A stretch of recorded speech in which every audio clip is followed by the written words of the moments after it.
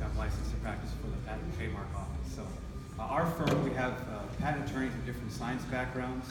We have a patent attorney with a PhD in chemistry. We have a patent attorney with a background in computer science. So whatever the invention is, we can pretty much handle it. And today we're going to talk a little bit about just a general primer and introduction to intellectual property in your 4 basic forms. So, got the slideshow ready, and if anybody wants a copy of the slideshow, just let me know. I can get that for you. I can get you a PDF or something after the presentation. I'll stick around for a little bit for questions and whatnot. So let's get started. All right, quick disclaimer. This is for educational purposes. I'm here to explain IP. Obviously, I'm not your lawyer, unless you want me to be, but that's a different story. And if you guys have questions, by the way, feel free to raise your hand. And if I'm going too fast or if I'm sort of glossing over things and you need to know more, we can try and pause for questions. It looks like we only have about 30 minutes though, so we'll try to keep things moving. Okay, your basic forms of IP are as follows. So we have 4 forms. Your trade secrets, which are sort of your secret sauce. You keep that to you don't show it to anybody, and there are rules for keeping it that way. Second is a copyright. That's more for protecting works of art, books, plays, characters, things like that. Sometimes software. That can be one protection for software. Trademarks. This is arguably the most important form of IP. You can build your brand, and when you want to associate your brand, your product or service with your customer, you want to have that as an idea in your customer's head. They think if you're making garage door openers, and your company is called garage opener, those 2 things can be linked together in your customer's head. That's what a trademark does. It prevents anybody else from taking that brand name. So you can spend a lot of time building a brand name, and you can keep renewing indefinitely. Trademarks don't run out. They're renewable every 10 years. And we'll talk more about that. And my personal favorite, patents. So you can patent a design, a new object, new thing, a new process, and it can't be obvious. So with that, we'll jump into trade secrets. So a trade secret, and you can read the slides here, but I'll just kind of hit the highlights. It's a formula, practice, a pattern, compilation information not generally known. So a trade secret can be like a list of customers. A trade secret can be information you intend on patenting later. Okay? And a trade secret can be software. A trade secret can be a lot of things. It's kind of a catch-all. And it can be really useful sometimes to go the trade secret route if you think your invention is not patentable, or you're not ready for patenting, or maybe patenting is a little bit out of your budget. Trade secrets can come in and really help. It can stop an employee or another company from taking that secret information away. So the idea is if you follow the rules, that I'll show you some of the basics of how to keep your trade secret actually secret. It's yours as long as no one else independently discovers it. There's some examples here, so financing options. I'm looking at the 3rd bullet here. Pre-patent information, marketing information, customer lists, all of those can be trade secrets. And trade secret policies must be enforced at your company. So we'll talk about how to do that. How are we so far? Is this making sense? Yes. Not going too fast? Good. Okay. So here are the operating procedures I was talking about, the rules that your company can follow to keep your trade secret secret. So the idea here is if you have some information and you don't really follow any rules about keeping it secret, you don't have any policies at your company, and later on someone copies it or takes it, and you say, oh no, it was a trade secret the whole time. Was it? Here's how to make sure your trade secret stays secret. Here's some of the basics. So you have to have an identification process to determine what is a secret. So you'd have a policy at your company, usually like you'd have an upper management or somebody who's assigned to doing the IP, determine what's a trade secret and what isn't. Once you figure out what is, you can have guidelines for the controls to keep secret information secret. So you only have employees who need to know what the secret is, have them like, what I'm trying to say is you wouldn't tell everybody. You would tell the people who need to know what their secret is and keep it at that.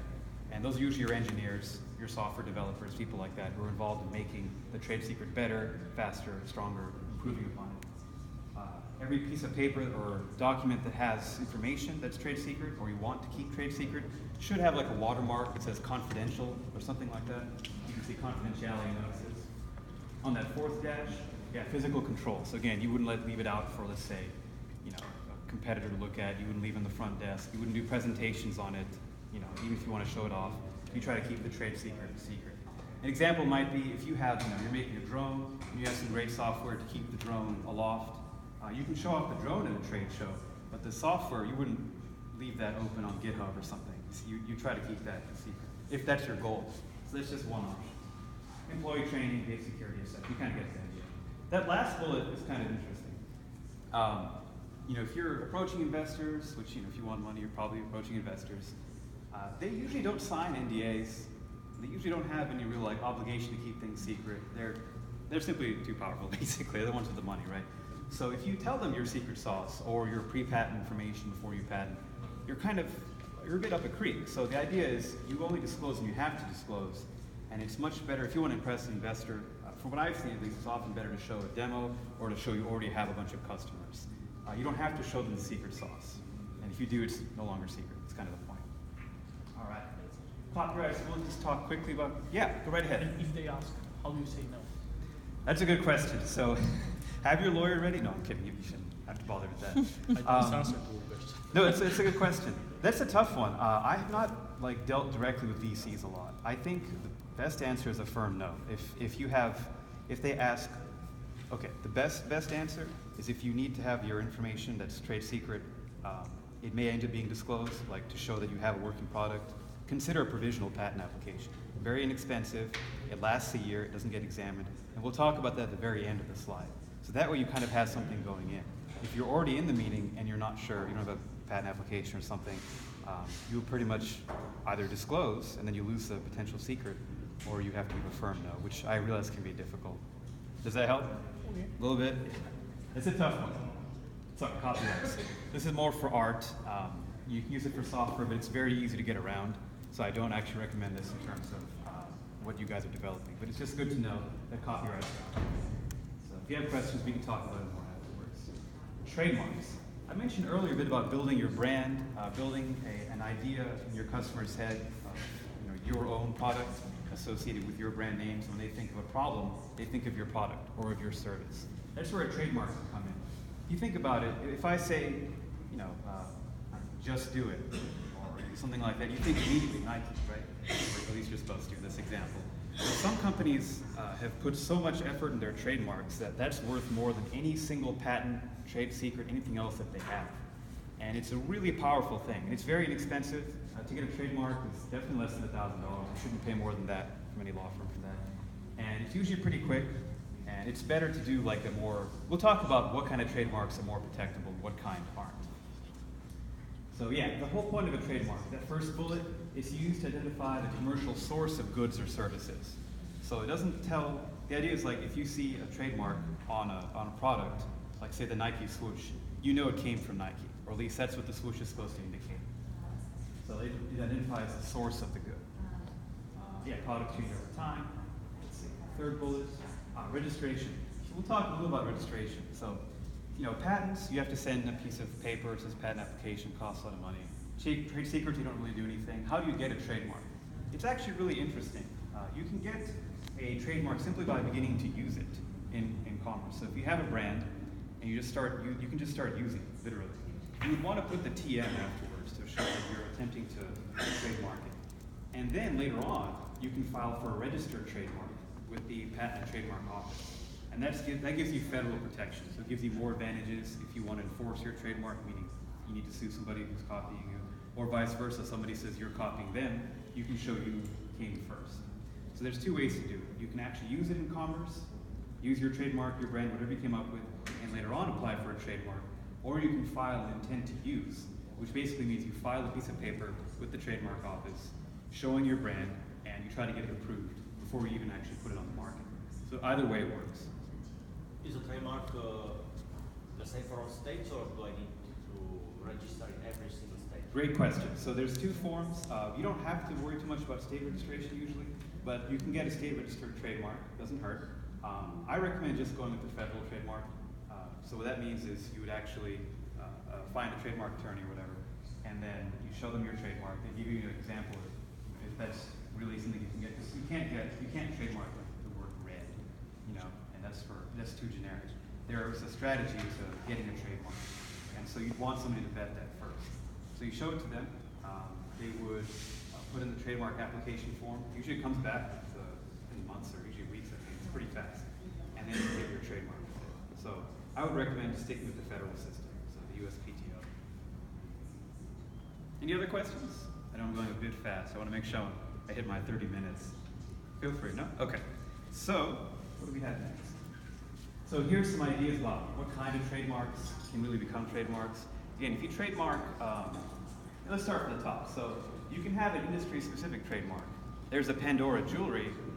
There's also Pandora music streaming. So Pandora jewelry probably can't get into the music streaming business because that would cause a likelihood of confusion with the trademark for Pandora's streaming. So you can have a trademark that's specific to an industry, even if there's another trademark out there that's just like it in another industry, music streaming versus jewelry. So that's one way to do it. It's not pretty. I recommend coming up with something more original, which I saw a lot of the names of the startups here. They seem pretty original. Although some are in French, so I couldn't tell if they're original or not, I have to admit. So stronger marks. This is actually really handy. This is what I'm referring to. Amazon, Google, those are pretty like out there words, and it's not really associated with anything. Amazon is a river. You don't immediately think, products you can get online from an online website, right? Same with Google. I think it means like 10 to the 100 or something. So it's not something you immediately think of with internet search engines. So the reason that's a benefit is since those words don't associate immediately with the products or services you think of, you have to work harder as a startup to associate those two things in your company, in your customers' minds. That's really the key. So we don't want to take words like, what's a good example? If you have a car startup, you can't trademark car because then everyone else that tries to use the word car to describe their car product can't. Do you see? That's a generic trademark. Kind of like, you can see not marks, red cow, red car, my cookies, generic phrases. The trademark office won't give you those trademarks. It's your trademark attorney will tell you that, basically. You're better off using something that's completely unrelated to your product or service or completely made up because you have stronger trademark protection. If somebody else comes in and tries to copy your trademark or, basically there's a suit for infringement. Let's see. Does that make sense so far? Like, it's a kind of a scale. It goes from, generic, which are the weakest trademarks, the easiest to, lose in a trademark battle, or the hardest to get, all the way to completely made up trademarks, made up words, basically, like, what's good? Acura is the example I have up here. So Acura is a brand of car by Honda. As I understand, it's made up completely, so strong trademark protection is available for Acura. Oh, little side note at the bottom there, which do you use, the TM or the R? You use the TM if you don't have a federally registered trademark, but you're using your product or service in commerce. And then once you have your trademark, you don't just apply for a trademark, you're granted the trademark, right, from the PTO. Then you can use the R and the little circle after your logo or your company name. Make sense so far? Lots of silence here. I'm a little worried. Am I going too fast or is this okay? Okay, all right. What is a patent? Okay, let's talk about patents for a little bit. The idea of a patent is to, there's a quote by the Constitution there. So what may be patented? So not everything can be patented. You can't patent an equation, E equals mc squared. If you find the 130th element on the periodic table, you can't patent that. That's something that occurs in nature. But you can patent these four things. A process, like a series of steps to make something, a method. Software is a series of steps, so that's patentable, although there's some issues in that field right now. The second one, machine, so a processing device, an engine, things with multiple parts that work together to create something or do some work, that's patentable. Article of manufacture, that's just a fancy word for like a device that doesn't have a lot of parts to it, like shovel. Memory is considered an article of manufacture. It's an object. It could be a spoon or something like that. Composition of matter, this is more, two or more elements put together, like an alloy or something like that. So I don't know if you guys are making metals or anything, but that's the fourth area that can be patented. So this is actually a really important slide. People wonder sometimes, what does a patent do? Does it automatically let me make my invention wherever I want once I get my patent? It doesn't. It's actually an exclusionary right. What that means is, see that first bullet says do?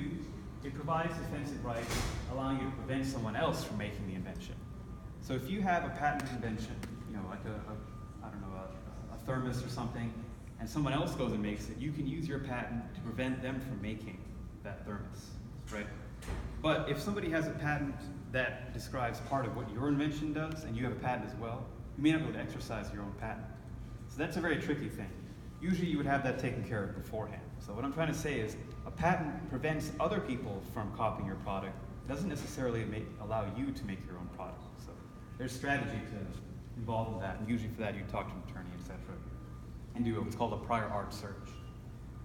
All Yeah, so I covered that. And always, if you get a patent, rather than patenting some small improvement or a tiny incremental step on something that's already been done to death and patented, it's better to patent a core technology. So if you have a new technology, a new way of doing something, a new piece of software, it's better to patent that initial piece of software versus a tiny improvement on top of it when someone else has already invented the fundamentals. Question? Yeah. Back on the previous slide, perhaps, can we patent a new usage? I don't know, for example, like a platform where you are going to completely move on all the market players on something because you just move off an intermediate on the market. So, can you patent this kind of stuff based on a new process, for example? I'm not quite sure I understood your question. So you have a piece of software that does what exactly? Yeah, actually on our side, it's on the real estate business in Europe. It's a new way of managing technical incidents within a building, liaising the occupiers, the property managers, and the facility managers together. So actually, I speak with an expert of IP in France who told me that in the US you can patent usage. So based again on the new process of seeing the usage. When you say usage, so you have a new piece of software that's right. Okay, that makes sense. So if you're using something that's old in another way, like a new use, that's not patentable. But what you're describing to me, it sounds essentially that it falls under one of these categories that would be patentable. You'd have to check and see if it's been done before or somebody has something similar. But it sounds like that's not the case. So that would fall under one of the four categories here. Yeah, just to give another example, you told me about Apple. Apple has a lot of patents, three, I guess. And one of the major patents you told me was like the way you can use a thumb, to do something. So it's connected to the use of the thumb as well. Right. So it's about also new usage at some point. Okay, yeah, user, that's right. That makes sense. So the way the user of the device or service interacts with the product, that can be a step in a method patent. Does that make sense? So it would be that first bullet here under process. Okay. Make sense? Yeah. Very good, very good. All right, I think we're over here now. So there's a couple different kinds of patents. Utility patent is what you're all interested in. It lasts 20 years. There are two other kinds. There's a design patent, which actually protects ornamentality. So it can protect the look of something. The shape of a Coke bottle, for example, that's had a design patent on it. Those last 14 years. You can patent plants as well. That can be 20 years. All right. So yeah, before you burn some money on a patent, definitely do. Yeah, go right ahead. I have a question about patents. I saw sometimes someone told me that why you need a patent because you are a startup and you don't have money if someone copy your idea or your product. You can't. You don't have money to pay. To sue them for infringement, Yeah. right? Is it true? Is it useful to? Good to question. advertise? So let's talk about that. I think I have a slide on it. Yeah. Okay. So the idea of owning a patent or owning any kind of intellectual property, trade secret, copyright, etc., is to ownership. It's to exert ownership over it. So let's say your startup has an invention, and you file a patent application, and it's sitting there in the system, and someone else starts makes an invention that's similar, and essentially looks like they're copying, right? And you can't afford to sue them. Patent infringement cases are at least in the seven-figure range, or at least six-figure for sure. So that's an immense waste of money. The idea is not so much to get a patent, at least for startups, to sit there and get ready to sue somebody else. That's not really feasible. It's a huge waste of money. It's better to show that if you filed your patent application first, right, you can hold on to that. You have that priority date. And you can show that you invented before the competitor did. And you keep making your invention, keep churning it out. I'm generalizing, by the way. You'd want to actually talk to a lawyer and talk about strategy, but this is probably what you should do. And you can show to investors that you have ownership over your idea, right? You might have a brand name with the trademark, and you also have the patent application. It's not a full patent yet on your invention, and it shows ownership. So if you want to get continued investment, you can prove to future investors, venture capitalists, whatever, that you have ownership of the idea, in the hopes that when your patent application becomes a patent, it takes years, by the way, then you can finally file suit for all the damages, for all the money that the competitor that's been copying, that they've made. So it's not a fast process. If you find somebody's been copying for a month, you don't get a month later all the money they made and an order to make them stop. It's a very slow process, actually. So if you see somebody copying, you take note of their copying, you try to get a screenshot of the website or a sample of the product, and you would show your patent attorney. And at this point, I'm assuming you don't have any patents yet. It's all patents pending. You just have to wait. So the idea is that you can show ownership of your idea to the venture capitalist, which makes a provisional patent application worthwhile. And you show you have that priority date, so when and if you sue, you have that ready, that sort of ammunition ready. And it might be that you actually sell your company first, and you sell all the IP attached to it, and then that copying, that infringement case, someone else's problem. The whole idea is you cashed out beforehand, so you don't have to worry about some lengthy lawsuit, some court battle. Does that make sense? So I'm talking about it from a more practical point of view, not litigation, litigious sort of view. It's much more realistic for startups to do pretty much what I just said. And that way you can't afford to spend money from your seed round or Series A round on patent litigation. That doesn't make any sense. 10 more minutes. 10 minutes, okay. All right, we answered some good questions. I'm gonna kind of blitz through the patents. All right. Types of patents, novelty, who files it first? Whoever files a patent application first on the idea has priority. So if you have two people that file, person A and person B. Person A files first, and they're gonna win no matter what, even if person B invented first. So the idea is it's kind of a race to the patent office. If you have an idea and you think it's patentable, talk to a patent attorney and get a patent application going. Usually it's not too expensive to do a provisional. Sometimes your idea might not be ready. A lot of times you're still improving and inventing. A provisional patent application can help with that. That's that third bullet. A provisional patent application is kind of a low-cost patent application that's never actually examined by the Patent and Trademark Office, so they don't look at it. It's a placeholder. It says, on the day you filed it, you had this much of an invention going, and you have 1 year to file an actual patent application and claim the benefit of that first provisional patent application. It's all about dates, if that makes sense. It's kind of an important point. Does this make sense so far? Yeah? Okay, great. So yeah, it's less formalities. You can lump different inventions together. There's all these strategies you can do to kind of save money on a patent application by filing a provisional, talking with your patent attorney, and figuring out how much you can stuff into that provisional. There's a lot to that. We can't really cover it.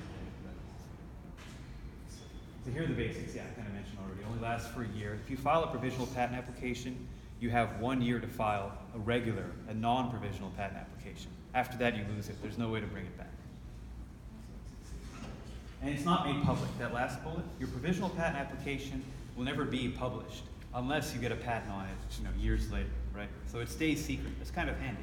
If you have an invention and you think maybe trade secret's the route, you want to patent it, you're not sure, file a provisional and deal with it later. All right, patent marketing. Yes, this is kind of important for startups. If you're spending, a ton of money getting things patented, you're probably wondering about the costs, by the way. I can give you some ballparks. It really depends on the complexity of your invention. A provisional might be around $4,000, which is about half the price of a regular patent application. Regular patent application can be between 8 and 10. You can spend more. Sometimes it's worth it because you can lump more into one patent application. But you can never have more than one invention in one patent application. When the USPTO, the patent examiners, look through your patent application and they clearly see there's 2 inventions in here, they'll make you file a second patent application, trust me. But there's lots of strategies to that. So let's see. So once you have that patent application in the system, describing your invention as best as you can, then you can start being less secret about it if you want to. That's when you can go to an investor and describe your idea, and if they ask, oh, how does this work? What's the underlying invention? If you talk to a patent attorney, you can say, we have a provisional patent application, and yet we have patent pending. So it's really handy. As soon as you file that provisional, which I said doesn't cost as much as you might think, as long as you're ready, you have something to file, you can start putting patent pending on everything. And that sometimes can help you get more funding later on if investors see you've taken that step. Does that make sense? Looking good so far? Okay, cool. It's good if you have a demo, better if you have a customer or multiple customers. That looks really good. Having a patent is great, but really want a working idea that people want to buy. Does that make sense? You guys know all about that. Cool. Strategy. Let's see. So yeah, this is kind of complex, but the idea is, you can't use a trade secret to extend the life of your patent. That's not allowed. There are ways to use trade secrets to kind of amplify your patent, but there's a lot of law around that. So the idea is you either get a patent which can last 20 years, or you keep a trade secret and you can't patent. You usually get one or the other. Does that make sense? You can't keep a trade secret forever, then one day decide to patent that same invention. It doesn't really work like that. It's illegal, actually, is what I mean to say. Let's see. So yeah, this third bullet, this is really key. If you're going to use your invention in the public where people can see it, it's going to be online, there's going to be press conferences, presentations, demos, or you're going to start selling it, and you intended to have a patent at some point, you have to file for a patent application within a year of public use or sale. Public use means you're showing it off to people who are not the inventor. Sale meaning you offer to sell it. One second, okay? There's a really key thing here. That's the United States rule. As I understand it, with the PCT, that's international patent law. If you offer to sell it, you lose all rights outside the US.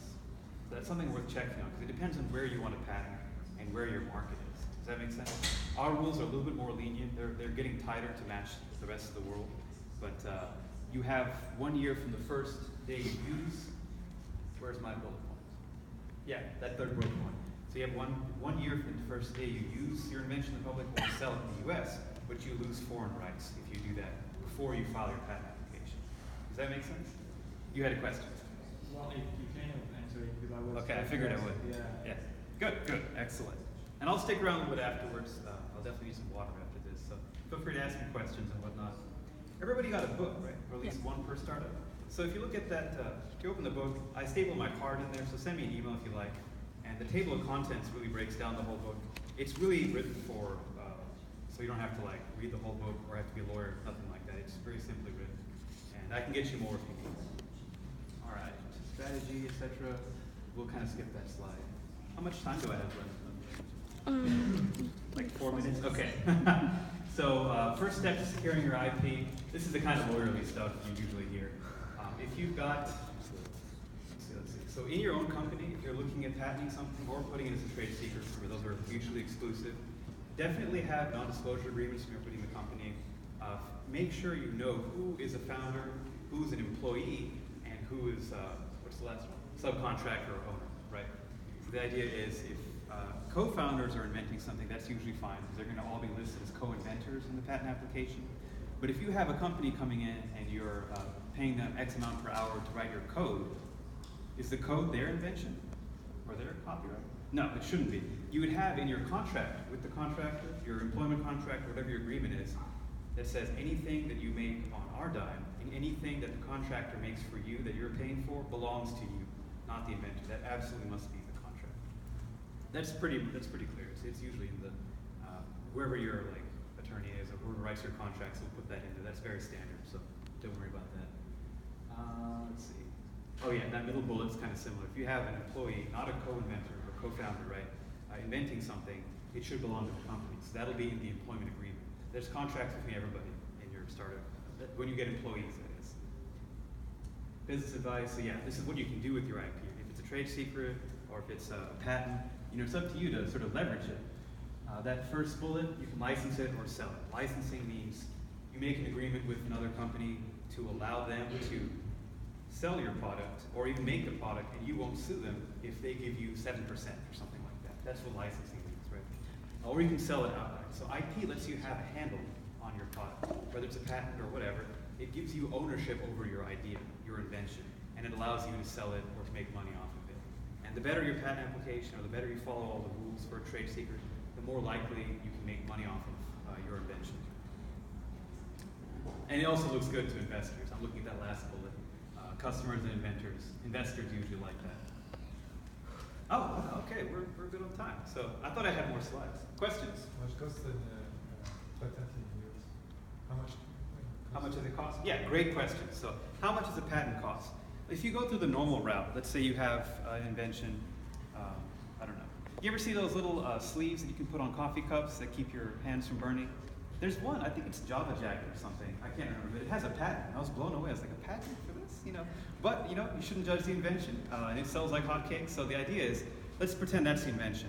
If you have, if you invented a new kind of coffee sleeve, okay, and you have it perfected, it's ready to go for patenting. You go to a patent attorney. Something like that will probably cost, because it's pretty simple, maybe around $6,000. That's the initial patent application fee. You know, between 6 and 8. It just depends. And so you'll file the patent application. That's the initial cost, right? And then what happens? You wait, because it's the government, and they're very slow, unfortunately. There's a huge backlog. So you wait for probably about 18 months. This is what I mean. So the speed of patents is not anywhere near the speed of your startup, but you can compensate for that.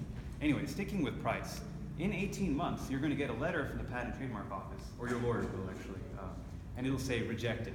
They always reject.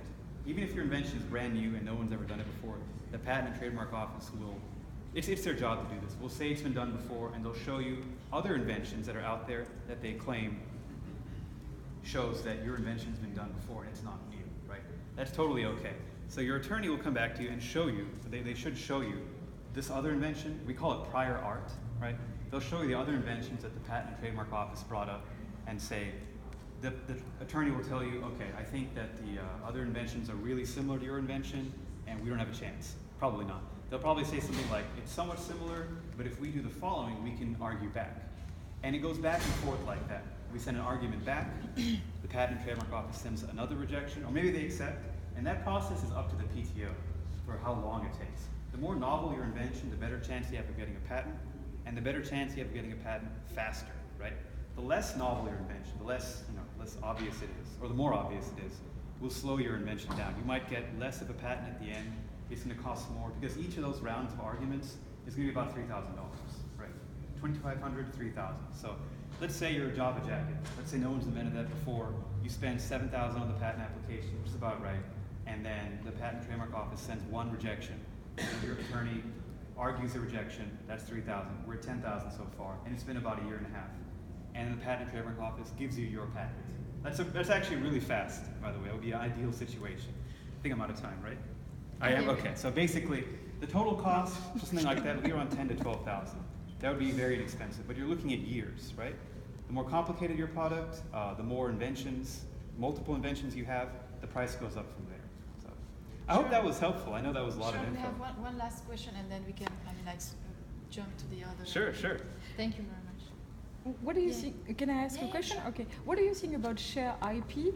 And did you have many cases of clients that call you to protect their IP or their share IP? Is there any IP? shared IP? Meaning that it's not the property only to one entity, one company, but shared between two companies, for instance. That, like, say, formed a joint venture and both created a product together, something like that? Well, could be also a relationship between a supplier and a client. Right. Client asks for software development, but it's based on the development of suppliers. But this is created for client a dedicated product. So we can share the IP between supplier and the client. Right. So that's definitely a good thing because the more you can share, usually the better, more customers you have, or the more you can leverage your IP. That's actually all contract law, so it's totally up to you. That isn't, you don't have to worry about the patent system. So what I mean is you would write up a contract between your supplier or your customer, whatever, how it works, and then you'd have terms of use. You can say, okay, you can use your patent, your invention in these areas, or you can use it only in California, or whatever your terms are. They'd have to agree that it's your invention. And then you have clear rules to follow for the entire relationship you have with that person. It's all part of IP licensing, and it's definitely a great thing to be, because the opposite of that would be go to the courts, right? So, yeah. So you don't have many cases of people that ask you to defend themselves because We do. it was shared but finally not accepted. Oh, I see. So the negotiations would take place between the two companies and their representative lawyers. So yeah, that definitely happens. Yeah. It can be a little expensive, but if the outcome should bring in enough revenue to compensate for that, it can be worth it. But that's definitely, you might see that, for example, in universities or research organizations that have tech transfer offices. Yeah, for instance. You know, if you have a professor at a university, they've invented something, professor doesn't really care about selling it. They're usually busy inventing other things, right? So the university's tech transfer office would find a way to leverage that, sell it to DARPA, sell it to customers, or what have you. And that's all called intellectual property licensing. And it's definitely a good place to be, because it shows that your product has traction, people want it. So, yeah. It's all contract law, though, so it differs by state. So if you have a contract in California, it needs to be written by a California attorney, et cetera, et cetera. Okay, thank you. Does that make sense? Yeah. Okay, hope I answered it. A bit long-winded, sorry. So yeah, thanks for having me. I hope that was helpful. And feel free to email me or call me. You guys have my cards. And hopefully the books turn out to be helpful. Thank you. Thank you.